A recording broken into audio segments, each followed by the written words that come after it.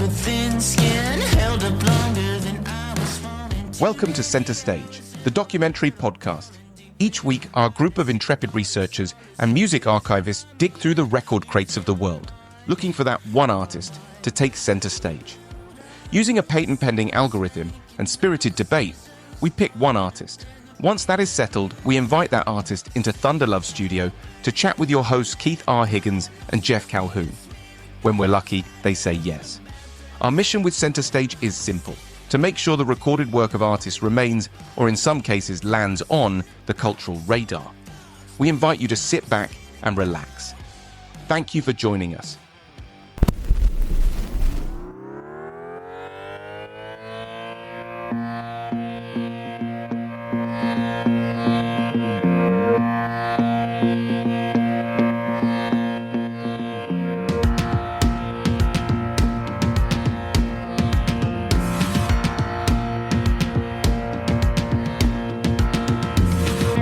Every song's about love these days, 'cause they gotta find the easiest way. 'Cause we're standing face to face, and I don't know what to say. I look into your eyes and I want to explain all the ways that you're making me feel now. I feel my body talking to my brain, and I know I'm gonna do it again. Music made me say I love you too soon, and baby I feel like a fool. Maybe it's just a lazy excuse, 'cause I'm just feeling something new. I wish I didn't say the three words to you. I try as hard as I can, 'cause music made me say I love you too soon. I love you too soon. I love you. I didn't realize what I love you meant till I said it, 'cause I thought that you wanted it. It's like a summer day that turns into rain. Sometimes an artist comes along and stops you dead in your tracks. Jess Yaffa is one of those artists. This New York City-based singer-songwriter is turning heads and ears with her brand of smart, infectious, and well-crafted pop songs. With her debut album, Thoughts That Keep Me Up at Night, Yaffa showcases her smart charm and leaves plenty of room for her intelligence to shine through. With the wind in her sails, we were lucky enough to have her stop by Thunderlove Studio for an engaging chat. Here's our conversation with Jess Yaffa. Love the record. Thank you. I appreciate it.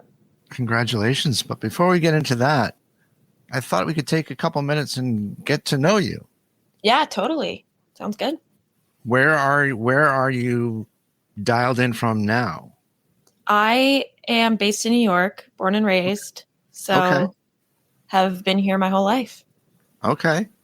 And have you been always wanted to be a musician? Yeah. I mean, I think from the moment that I could speak, I started singing and have just been throughout my life playing different instruments, learning different songs, and, always writing. And it kind of just became my life. And I'm going to, keep moving forward with it. Cool. As well you should. As well you should. Was there a crystallizing moment where you're like, yeah, this is it. This is the thing that's for me? I always knew that I wanted to do it. But when I was in high school, I did a semester-long program at the Clive Davis Institute of Recorded Music at NYU. They have this amazing high school program called Future Music Moguls.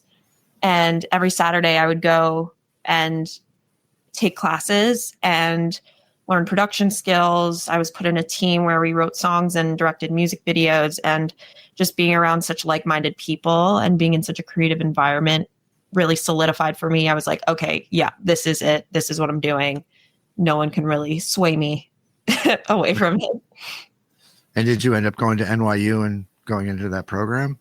I did not. I actually ended up going to the University of Michigan, and I didn't study music at all. I got a degree in communications and sociology, but I think that really helped me become a better writer and become a better storyteller. So I'm happy that I was able to kind of step out of my music box and kind of get a degree in something else to just add it to my toolbox. For sure. Did you play while you were in Michigan? Yeah, I ran a music business club that focused on we didn't have a music business program, so we focused on bringing different people within the music industry to Michigan, and that it was just business people, performers, writers, producers, to just help Michigan students get a music education, and especially in music business, to try to understand the business holistically. And while I was doing that, I played different pop-up shows for my friends who were trying to, get their foot in the door in the music industry. I played there's this really great venue called the Blind Pig that has had a bunch of really great artists come through, and I got to play there for everyone, which was really great. So yeah, just different open mics, tried everything when I was there. Who were some of the big names that you were able to bring into the University of Michigan? Oh, wow. We brought people from Universal Music Group. We had producers that did SZA's records. We had, people from UTA. We've had people from, all different kind of silos of the industry, so that people could either learn more or figure out what they wanted to do if they wanted a job in the music industry, because there's just so many options. But yeah, just anyone that was willing to impart their wisdom. Sure. So Thoughts That Keep Me Up at Night is set to come out, set to drop next Friday, the 4th. Yes. This will air after that, but can you share the inspiration behind the project? Yeah. So Thoughts That Keep Me Up at Night is an album that I have been working on over the course of... The first song that I wrote for the album was when I was 16, and the last song that I wrote was when I was 21. So it's a project that I've been working on through many pivotal growth moments of my life: high school, college, post-college. And it's just kind of... the reason why it's called Thoughts That Keep Me Up at Night is because it not only talks about, the thoughts that plague someone as they're trying to fall asleep, those thoughts that you just kind of can't get rid of, the anxieties, the things that you got to do the next day, all of those things. And I fall victim to that a lot, but also just, I write a lot of songs before I go to sleep. I have a lot of voice notes that are just me mumbling at 2:00 in the morning into my phone. So a lot of inspiration for me comes when, I can just kind of turn everything off from the day. And that is how a lot of these songs came to be. So I thought it was fitting as just an overarching title for the project. And, each song is from a different phase of life and throughout those 5 years. And it's because I've grown so much over that time, you can kind of hear that and see that in the project. And so I think that is a really big theme. But overall, it's, coming of age, yet relatable to all people. So I'm really excited for people to be able to listen to it. And producing the record is Scott Jacoby, known for working with artists like Coldplay and John Legend. Artists like Coldplay and John Legend. How did you guys connect? Tell us about that story. Yeah, so I met Scott when I was 16. I got to meet with him to talk just about, I was writing so much and, trying to start playing gigs around New York. And he became such a mentor to me. And we just kind of connected creatively, and he helped me hone my songwriting and my building of songs and my music. And we worked together through these 10 songs, just kind of creating the story and building each track, just track by track. We would just sit and we would talk through it. And album wouldn't exist without him. And continues to be such a mentor to me. And it's one of those life friends that you just always connect with creatively. And he's just such a great inspiration and a great mentor. And so it was amazing to get to work with him through this and to see the finished product come together. So by day, you have a high pressure day job.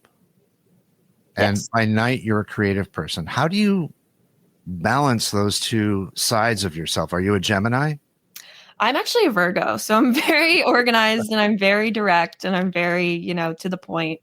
But I think that I'm a very left brain, right brain person. I thrive in high pressure environments, and I really love my day job. But I really also love being a creative person. So I try to bring my creativity with me wherever I can.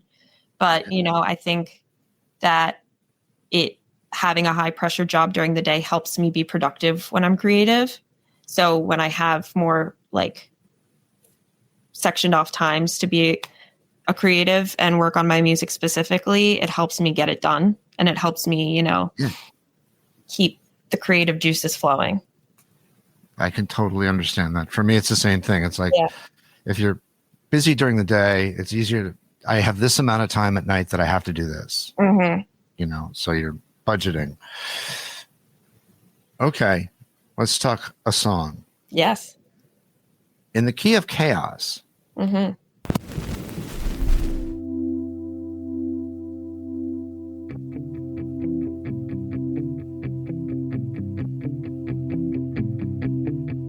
On a plane to London and I feel so sick. Your elbows leaning into my left hip and I wanna go down.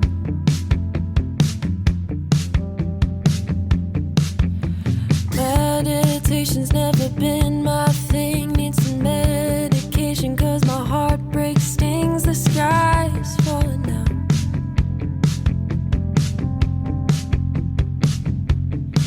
Take a deep breath in and let your old person out. You don't have to win, just try to be yourself. Who am I without you to call?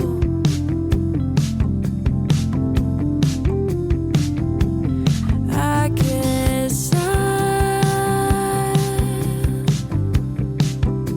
just be alone with my thoughts.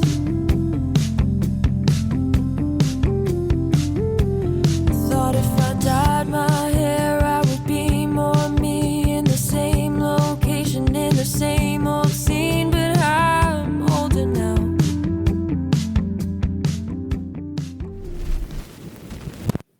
So when I was in college, I studied abroad in London. I lived there for 6 months and I went completely alone. Like I didn't go with any friends. I just really needed to have a break and explore for myself. And I was on a plane to London, as it mentions. And I was, as it happens. And I was really anxious and really like not sure of what was going to happen, what was going on. I was like, felt like I was at a moment of my life where I was almost near the end of college and kind of freaking out about the future.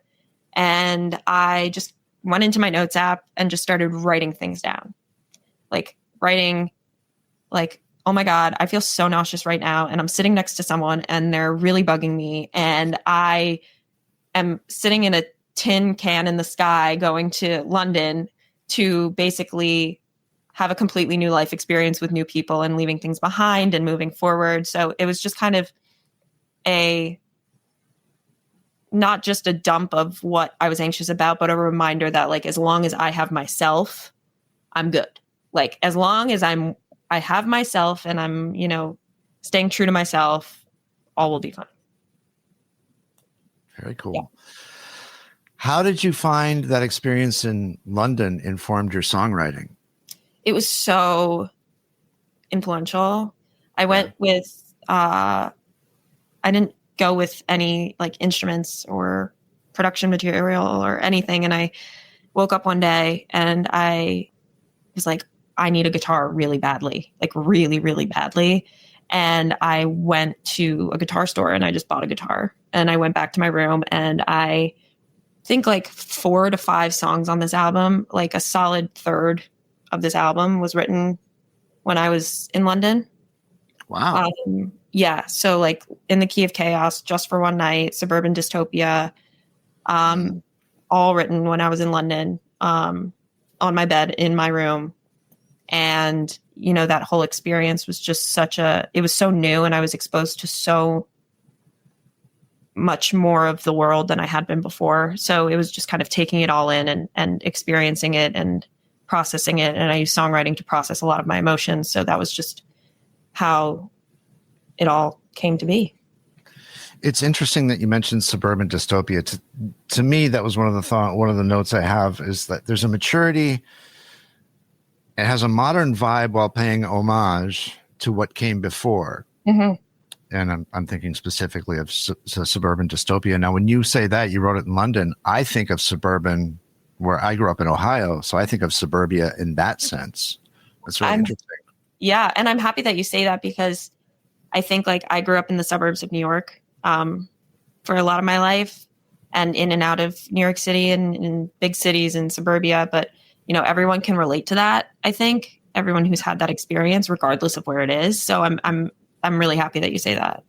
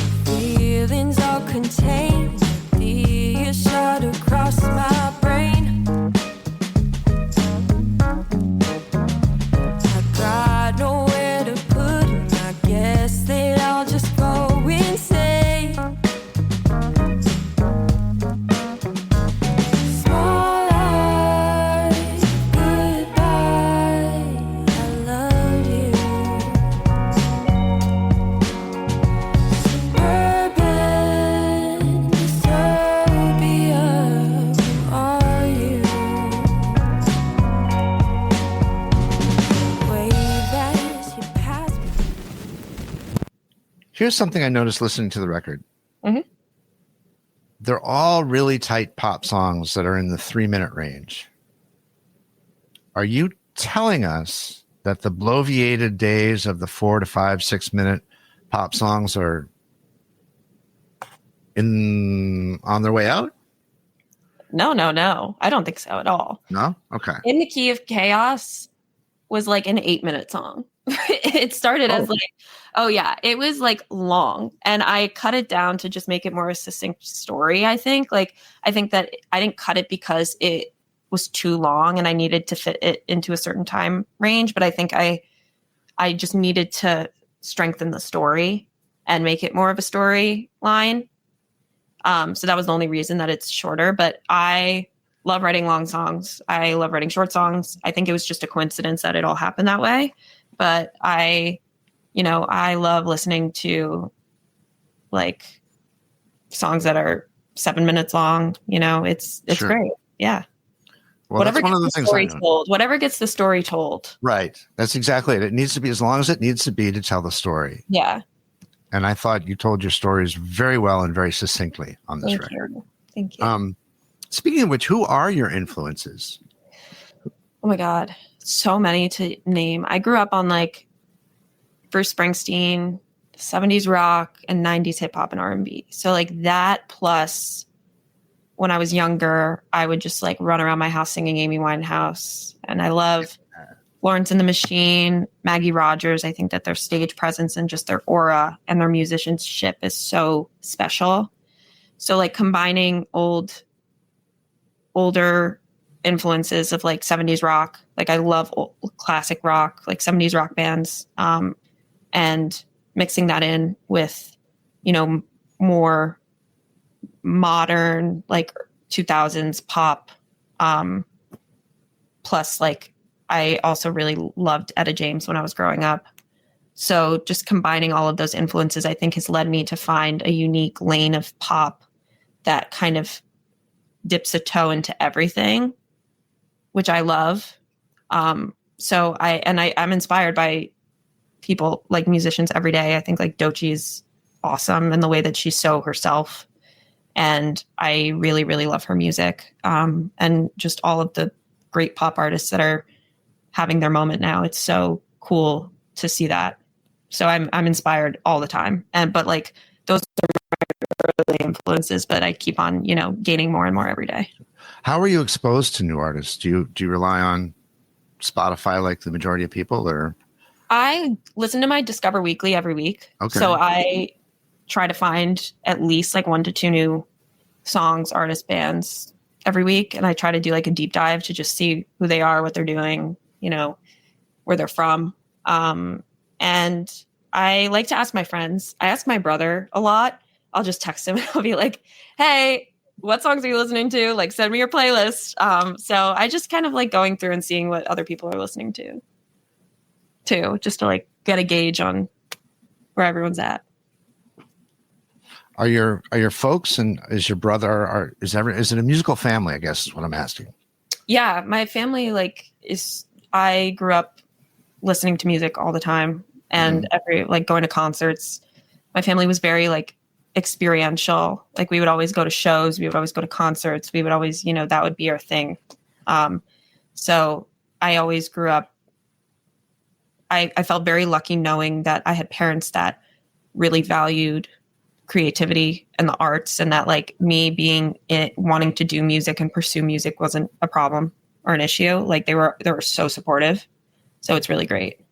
It's awesome. Do you remember, I'll share with you my first concert. Please. This will date me horrendously, but I used to tell people that it was Black Sabbath and Blue Oyster Cult, but that made me sound a lot cooler than I really am. My very first concert was John Denver. Oh, nice. Yeah. Do you remember what yours was? So technically I would say it was the Wiggles, but that doesn't count. No, but like my mom took me to a Madonna concert when I was 5.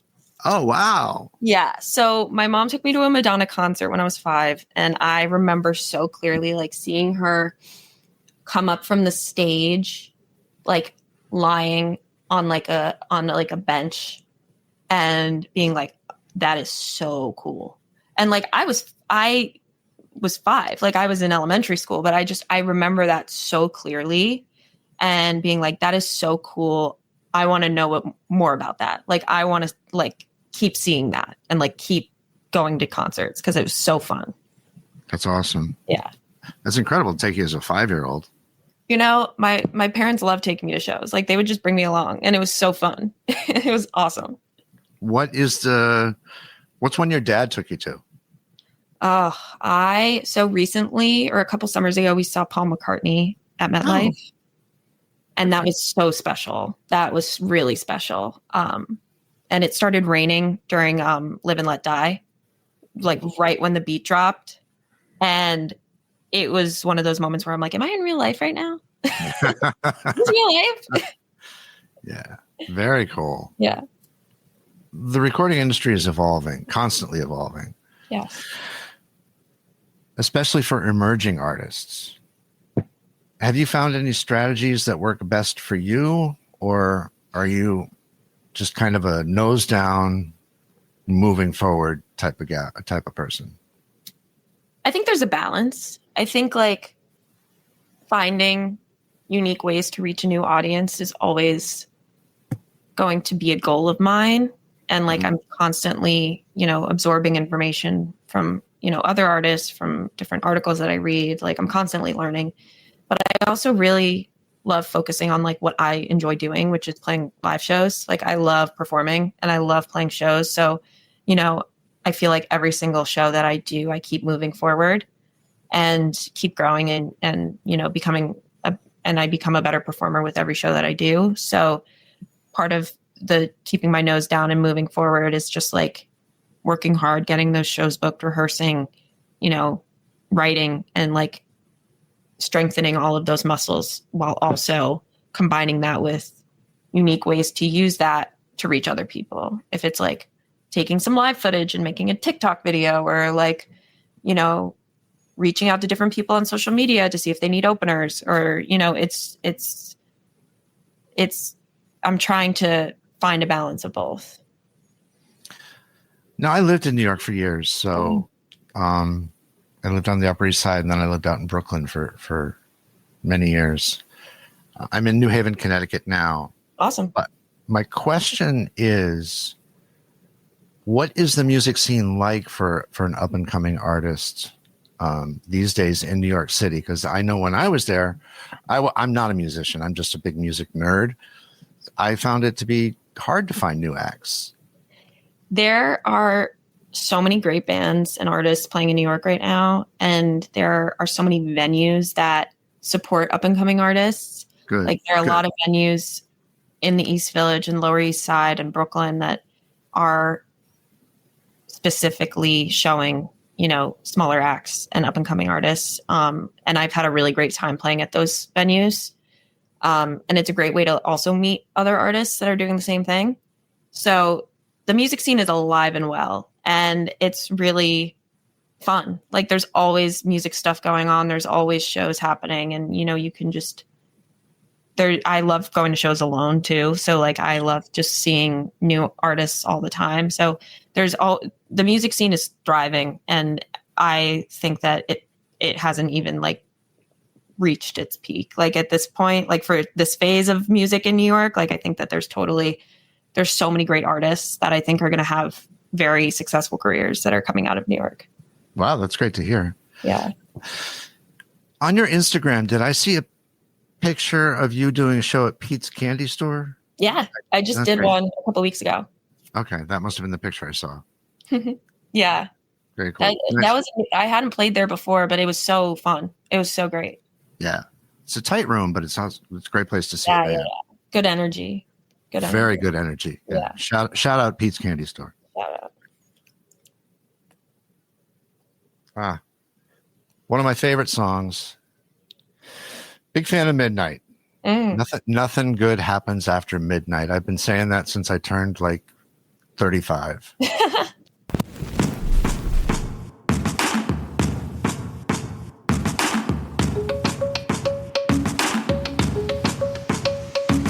took my hand and tried making every conversation worth it as you sat me down again. I tried to find the signal, but all that I could think of was how to explain the world that I've been in. My soul's on fire and I can't sleep at night. My rocket ship won't let me hit the ground. 12:07 a.m. I'm trying to start again. The bugs won't bite once I make it right, and nothing good happens after midnight.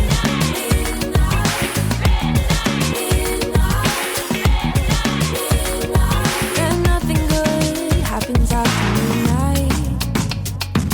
I turned out of the station when I couldn't go. You know, I wish I took my own advice. I tend to give advice like that and then don't take it. But this song actually came from, I had a dream once, like this. I wrote this song my senior year of high school. So I was like 18 years old. I had a really strange dream, and I woke up and I was just like kind of unsettled by it. And I was like, it was the whole line, like nothing good happens after midnight, nothing good happens after midnight, like over and over again. And it was just a weird dream. So I woke up and I was like, I need to write this down. I need to get this out of my head so that it like doesn't bug me anymore. But I also, you know, I do agree that there hits a certain hour where like you need to be in bed and you need to be asleep. Like nothing good happens after this hour. Mm-hmm. So, you know, I think it's a fun song, and it's very like, I consider it like a dreamy song. Like it just kind of takes you on a journey. And one that resonated with me for personal reasons was Too Much, Never Enough.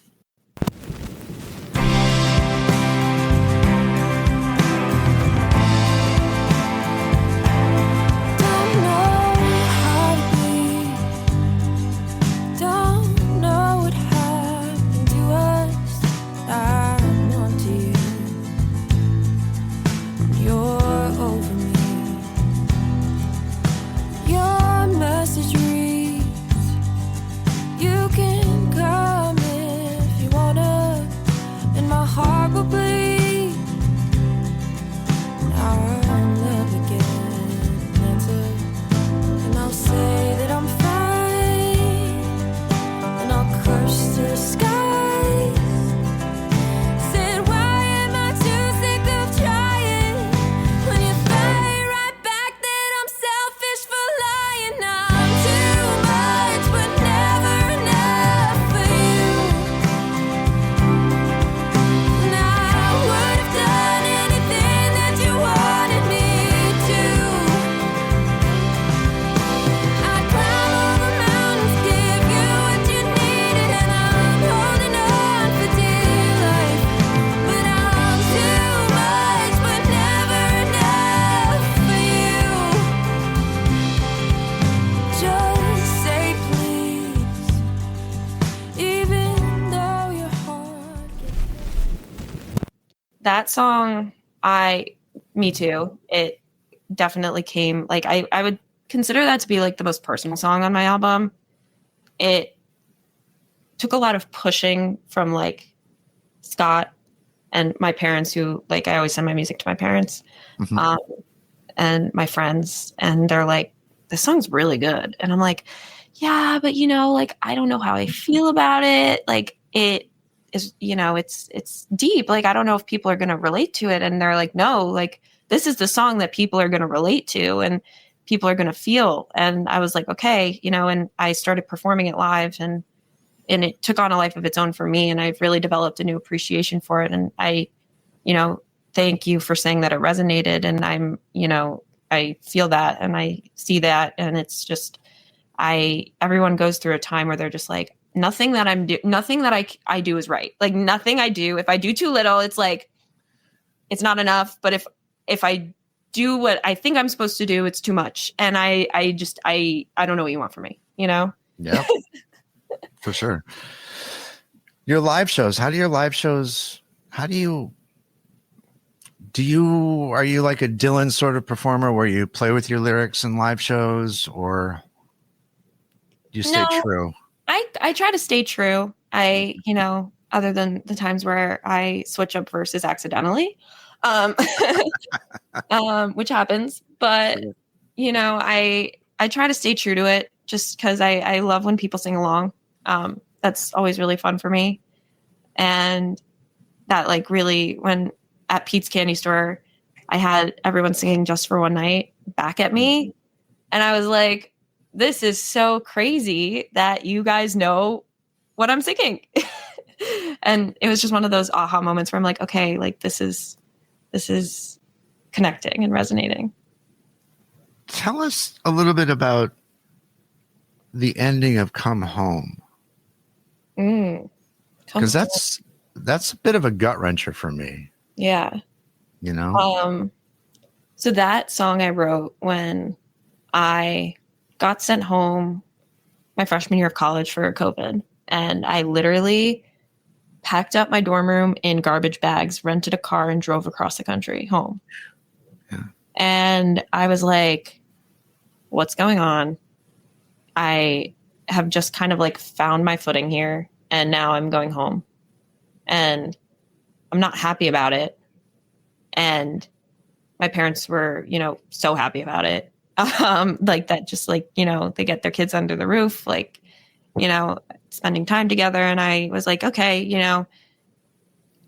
it's a moment in time. Like, you're going through life. Like, it's a moment of life. And, everyone has this kind of communal struggle together, but, we're all coming home, and we're all, going to make do with what's going on, and just be happy that you're able to be home again, Yeah, I read it as a romantic relationship. Wow. That's where I went with it. Yeah. Oh my goodness.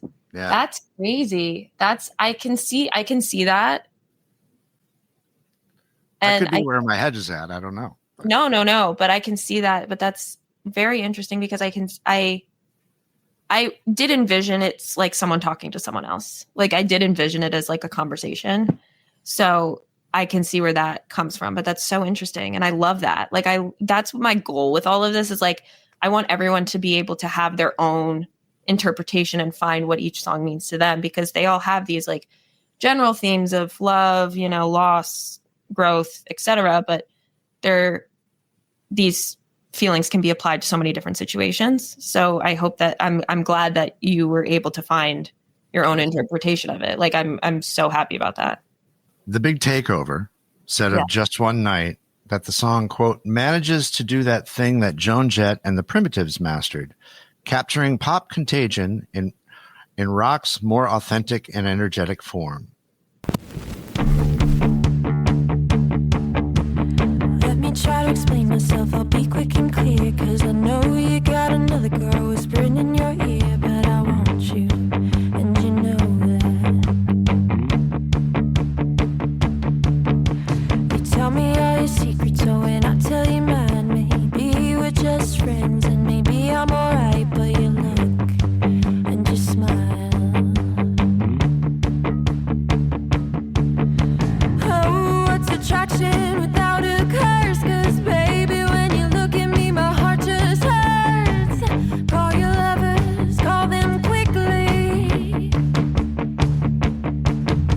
Oh, I'm losing patience, losing my mind. I don't wanna be your girlfriend, and that's just fine. Will you see me just for one night? I feel like I've known you for 20 years, but it's been 6 weeks and I'm head over heels. Did I just say that? Do I mean it? I'm checking on my clock and it's 6 a.m. If I told you, do you think that you would understand? If I got you, would you hate me? Oh, what's attraction without a curse? Cause baby, when you look at me, my heart just hurts. Call your lovers, call them quickly. I mean, it was another one of those songs that I wrote when I was in London, and I sat down and I literally have a video of it on my phone, and it's me saying, okay, I think I wrote this good song, but I can't tell. And I just kind of sat down and wrote it, and I want it to be like an upbeat percussive vibe. And my friends always came back to me, and they would make fun of me of how I said like upbeat percussive vibe, and like it was just one of those videos that like I sent to them and was like, what do you think? And it was the entire song, like done, dusted, written, like nothing changed. And it was crazy. Like it just happened. And I sent it to Scott, and he was like, yeah, this is like, let's move forward. Let's make this song happen. And yeah, it was a really cool, like, I think it was like a good transitional song for me in terms of like leaning more into my rock side, which I love. When you worked with Scott, was this did you go in for a set amount of time, like 4, 6, 8 weeks, and then, or was it fits and starts? Oh, it was over the course of 5 years. Like it was. Wow. Okay. Yeah. Like there were a few songs that were done first. It was like Runaway, Too Soon, Taylor, Midnight. And then that was like one portion that was done. And I thought I was going to release like an EP. And then I started writing Just for One Night, Suburban Dystopia, Too Much Never Enough, In the Key of Chaos. And then Will I See You Again? And that was like all in a second chunk. And then I kind of just like finished them over the course of like the next few years. So it all just kind of like came together perfectly. Because at first I didn't know. I was like, oh my God, I'm going to make an album and it's going to be these 10 songs. And that's what I'm working towards. It kind of came together over time. And then once I finished the last song that we were working on, I can't remember which one it was, but when we were finishing those last chunk of songs, I was like, oh, this is one project. Like this is a story and it's these 10 songs. And like, I could have added another, or whatever. And it could have been 2 EPs, but I was like, no, this is the story. So it just came together perfectly. And so I'm happy that I didn't rush anything. No, I'm surprised to hear that, because there's cohesion to the sound that would not indicate that to me. Awesome. I'm glad. Yeah, it's very well done. How much touring are you hoping to do? I mean, as much as I can. If anyone needs an opener, let me know. I love performing. So I'm playing a couple shows coming up. I'm playing Breaking Sound, New York on April 22nd, which will be at Pianos. I'm playing at Purgatory on May 9th, opening for an awesome Australian artist named Amalia. And just, I'm going to pick up more shows here and there and just keep playing as much as I can. Now, you're playing with a full band, or is it just you? Full band. Wow. Good for you. Yeah, I love them. They're great. I've been playing with them for years. So we've just kind of really got a good flow going, and it's always so much fun. Yeah, that's great. Where do you see yourself in 10 years? Wow. Fuck the 5 years. Let's go 10 years. Yeah, let's go 10 years. Okay. 10 years from now, I'll be 33, 34. I hope that I am still playing music, and I'm still writing music, and I'm still making music. And that's like the foundation.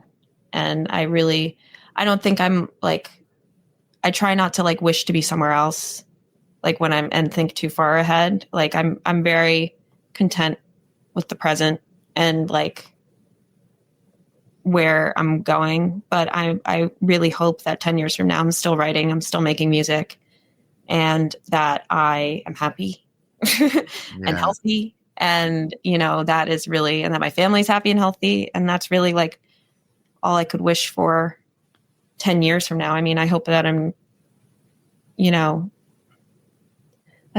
I'll be 33, like maybe have some kids eventually, we'll see when that happens. Yeah. But yeah, I want to be making music. I want to have a couple Grammys by then. There you go. Couple Grammys, couple tours, maybe an SNL performance, maybe host and musical guest. I like to think that I have a nice sense of humor. Okay. And yeah, just hit all of those career milestones. But also just foundationally, like music, happiness, healthy. That's all I could wish for. Cool. Now with this album complete, have you given any thought to the next project? Yeah, I have actually started thinking about it. It's crazy because I've been working on this for so long that I'm like, oh, what's next? Yeah. But, I'm always writing. And I'm trying to kind of put together some songs that I've been working on that I've been writing since I've been living in New York. So we'll see how that takes shape and in what form it gets released. But there's definitely new stuff coming. Will there be a vinyl version of this record? Oh, wow. I mean, if people want it, I will definitely make it happen for sure. I feel like that would be so cool. Oh, yeah, it would be. All right. I mean, you got one who wants it. Yeah, I'm down. I'm down. Sounds good. I don't think one would necessitate the budget, but I think it'd be great. For posterity. Well, cool. This has been great. I wish you continued success. I really like the record. Thank you so much. And thank you so much for taking the time to speak with me and to chat. It's so fun. Yeah, I appreciate you taking the time. So, and maybe, hopefully I'll make it down and check you out one of these days. Yeah, I'll definitely keep you up to date on all my shows. Yeah, please do. All right, Jess. Thanks so much. Take care. Thank you so much. You too. All right. Bye-bye. Bye. Many thanks to Jess for her time. Special thanks to Dana Gordon for making it happen. This episode of Centre Stage was written and produced by Keith R. Higgins. The show was recorded at Thunderlove Studio, where it was engineered by Daphne Morris, with help from Penetration, edited by Vic Titball, with help from Clem Fandango. Our theme song is Cynical by Jaguar on Mars. You can stream Jaguar on Mars wherever you stream your favorite music. The songs you heard during this podcast were Too Soon, In the Key of Chaos, Suburban Dystopia, Midnight, Too Much Never Enough, and lastly, you heard Just for One Night. All of these songs can be found on Jess's debut album, Thoughts That Keep Me Up at Night, which is available to stream wherever you stream your favorite music. please remember to support independent music. Original music by Mike Pellegrino. If you like what you've heard, please remember to subscribe and leave us a rating. It helps other people find the podcast. Thanks for listening. Grazie. Bailey Leaf, Rob Janicki. Mike Pellegrino. Farina Bella. S.W. Loudon, Michael Janicki. Peyton Janicki. This show's executive producer is Lulu McGillicuddy and is in the loving memory of Lucas Thunderlove.